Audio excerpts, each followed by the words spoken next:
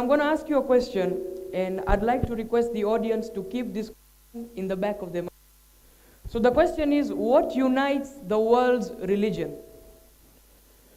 So we are mainly going to discuss three major world religions. That is Hinduism, Christianity, and Islam. The reason is because 69% of the world believes in these religions. So let me begin by a short story. There was a man by the name of Aiku Sandal. This man was selling tea in Lucknow. So he came across a street child. That street child was called Akbar.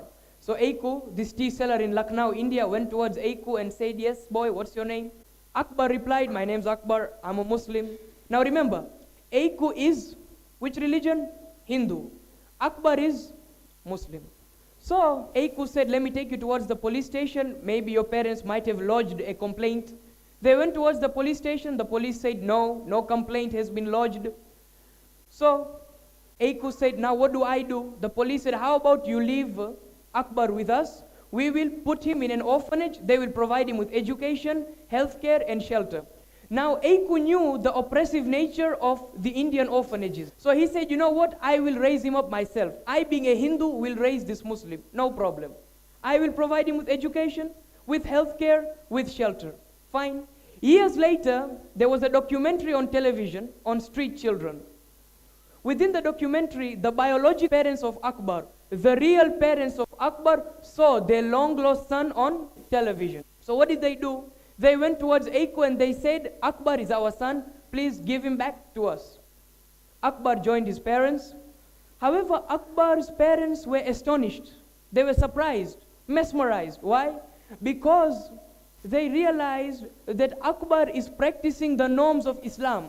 He's reciting the Quran, praying Salah. He knows a little bit of Arabic. He knows that Muslims should fast in the month of Ramadan. So they were shocked. They went towards Aiku and they said, "Aiku, you Hindu, right?" He said, "Yes." He said, "Akbar is Muslim, but you brought him up. You raised him up. Then how come he is practicing the norms of Islam? How is it possible?" Aiku said, "Years before, I was also a street child. I spent my childhood on the streets. A Muslim family brought me up. They raised me, but I was not willing to become Muslim. I wanted to remain Hindu. They did not force Islam down my throat. Therefore, when I saw Akbar on the streets, I realized that God was telling me that, you know what? Raise this child, but raise him the way he wants. He wants to remain a Muslim, let him remain a Muslim. The same way that Muslim family allowed you to remain a Hindu." Further than that, within the US, there is a street called Number 5 Street. And this street has a church, a temple, a gurudwara, and a mosque. What is it telling us? That we should practice our own faith and allow others to practice their belief. And therefore, we are going to have these questions answered in our discussion. Number one, what do these religions have to say concerning humanity? Number two, what is the significance of forgiveness within these three religions? Number three is that how about innocent lives? Innocent lives are extremely pivotal. What do these religions have to say concerning safeguarding innocent lives? Number four, what do these religions have to say regarding justice? And number five, what is the actual definition of religion? Now, I would like to say something. I do not believe in tolerance. We should never be tolerant towards other people's perspective. We should never be tolerant towards other people's religion. I'll tell you why. Normally tolerate something that you like. So for example, I tolerated the math teacher for 2 continuous lessons. You tolerate something that you don't like. I believe instead of tolerance, there needs to be respect. We shouldn't have tolerance towards other people's faith, tolerance towards other people's perspective. We should respect other people's perspective. We should respect other people's point of view. Question 1, what do these religions have to say concerning humanity? Now, in the Vedas, the Hindus believe in the Vedas. There are 4 Veds, the Rig Veda, Atharva Veda, Sam Veda, and the Yajur Veda. If you open the Rig Veda, book 10, hymn 117, mantra number 1 to 3, it says, "Remember you rich people, that the poor and the hungry ones are not the only ones who die, but the rich and well-fed die too." And then, if you look at the verse, it says, the wealth of the rich man who generously gives does not run out.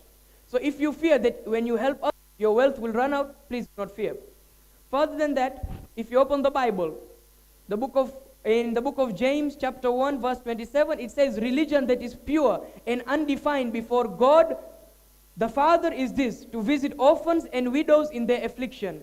You see, many a times, religious scholars, holy saints, give a very complicated definition of religion. In reality, this is the definition of religion. Religion is not something complicated. Many religious scholars say that you have to be spiritually uplifted so that you may call yourself religious. No, no, no. The Bible says you want to understand religion, this is religion. Visiting the orphans and helping the widows. The Quran, in the 4th chapter, Surah Nisa. Nisa means the women. Chapter 4, verse 2, it says, give to the orphans their property and do not substitute the defective for the good. What is this verse trying to say? Let me give you an example. So an uncle, he knows that his brother has died. Now his brothers, he has to give them their property. He has to give it back to them. Now there are two things he has to give. A Mercedes and a motorcycle, a motorbike, and that motorbike needs a funeral in a couple of days. And that motorbike is in terrible condition and it is not going to survive for very long. What the uncle does is, that's what he does. He says, I will give the motorbike to these children, to these orphans. Mercedes I will keep to myself. Though I know that those children, those orphans deserve both the Mercedes and the motorbike. But what he does is he gives the motorbike, he keeps the Mercedes to himself. No, no, no.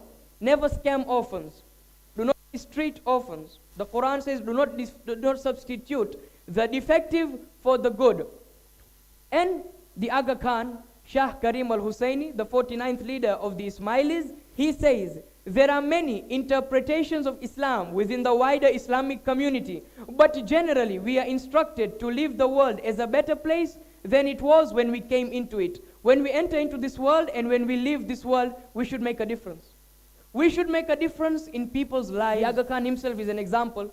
Several institutions have been built by this man, and several people have benefited from the Aga Khan's institutions. He has built hospitals, schools, etc. And his main motto, his main aim is that I will not only serve the Ismailis, but my aim is to serve humanity.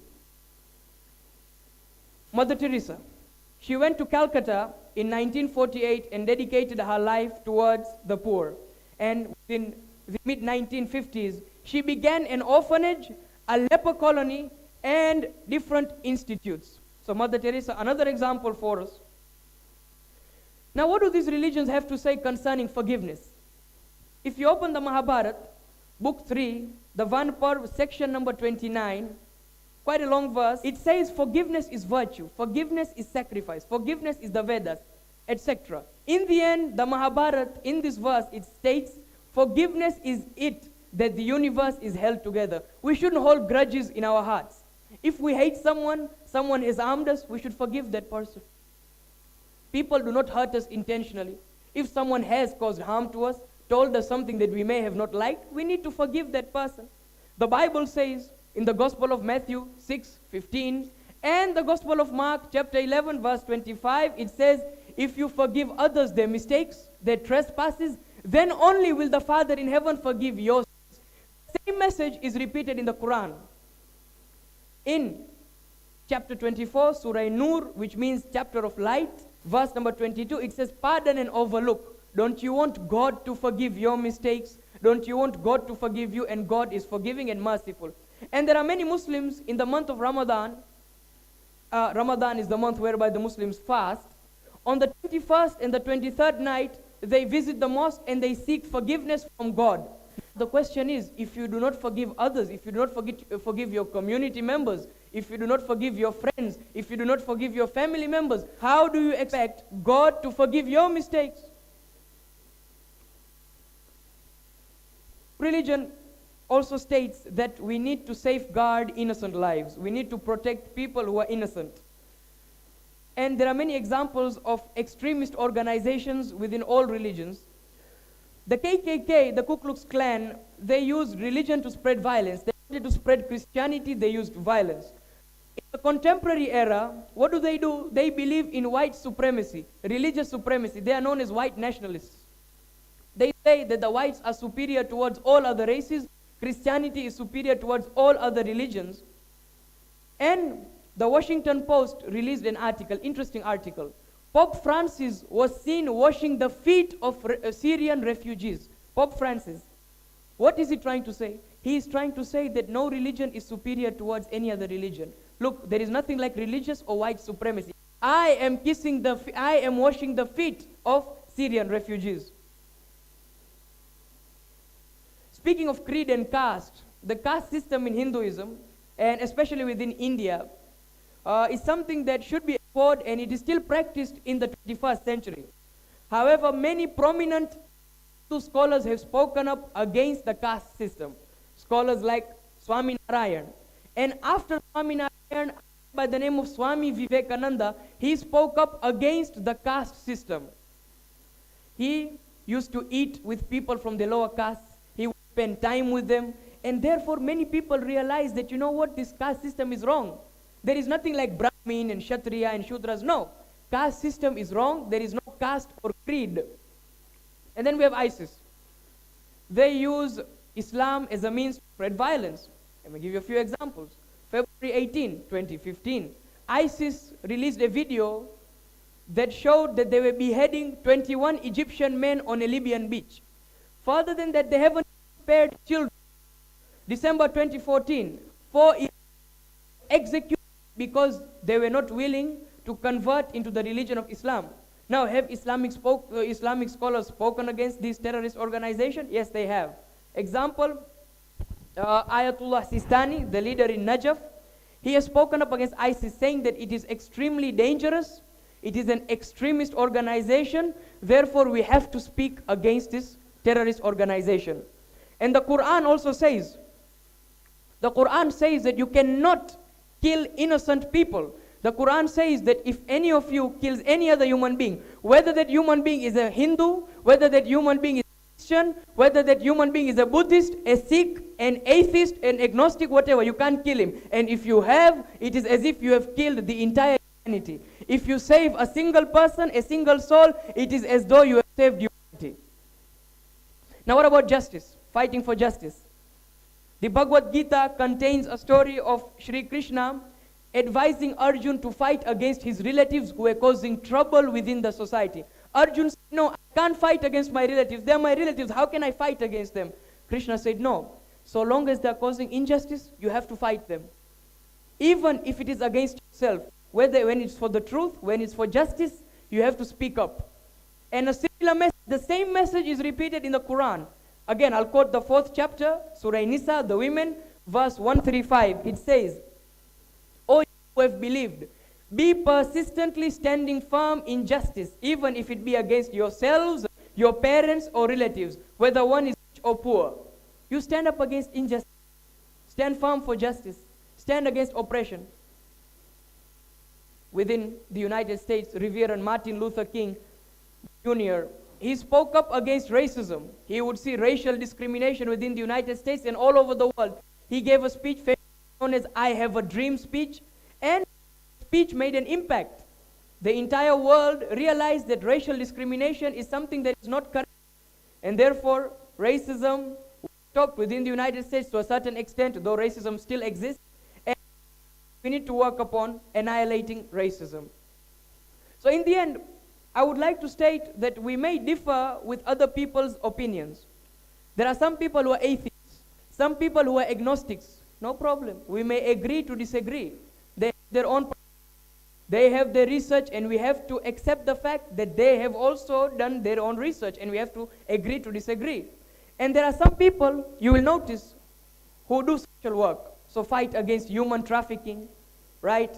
They go towards Africa and feed the poor, feed the hungry ones. And you will notice many of these NGOs, the people within it, many of them have never been to a church, many of them have never been to a gurudwara, many of them have never been to a temple, many of them have never been to a mosque. So, they may not believe in God, but their behavior is godly.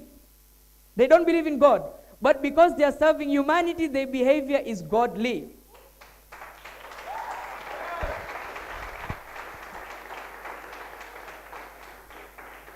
So to summarize, what exactly is religion?